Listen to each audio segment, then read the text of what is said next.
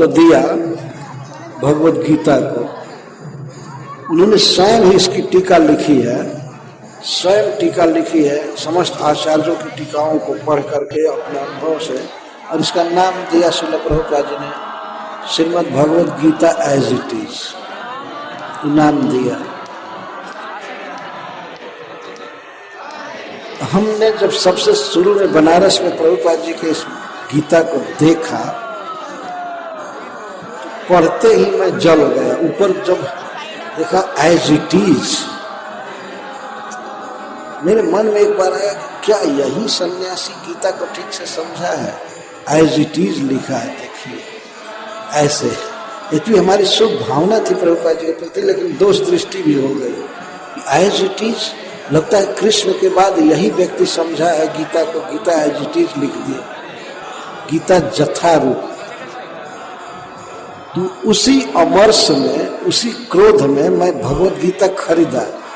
उस समय 50 रुपए में मिलता था, 1970-71 में। ले करके और पढ़ने लगा।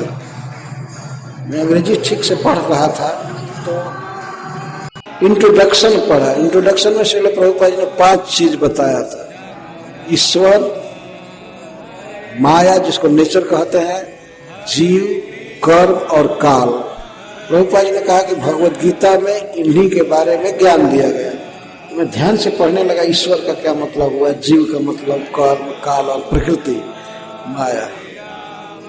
पूरा इंट्रोडक्शन पढ़ा तो मैं तो बहुत छटपटाने लगा कि तो मैं बहुत बड़ा अपराध किया इस आचार्य के प्रति। इस प्रकार की भावना करके मैं तो किस नरक में जाऊंगा। मैं मन ही मन पछताने लगा, क्यों मेरे मन में दुर्भावना आई। वास्तव में गीता का सही अर्थ किसी ने समझा है तो वो यशी भक्ति वेदांत स्वामी प्रभुपाद ने समझा है वास्तव निश्चित। और किसी व्यक्ति को यदि संदेह हो तो वो पढ़ करके तो देखे, वो पढ़ करके देखे कि वास्तव में भगवत गीता का जथा रूप अर्थ इसी व्यक्ति ने किया।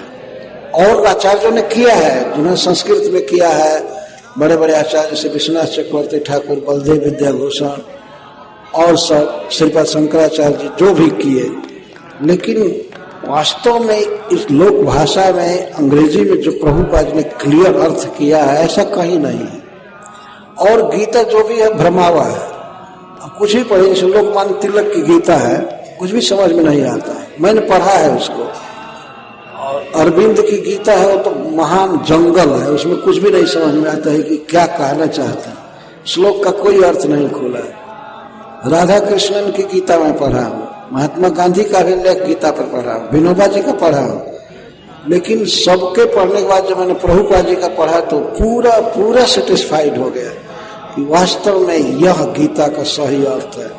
और उसी गीता को पढ़ करके संसार में लाखों लाख लोग भगवान कृष्ण को समर्पण किए हैं, उनके भक्त बने हैं, जिनमें से कुछ लोगों को आपने देखा भी है।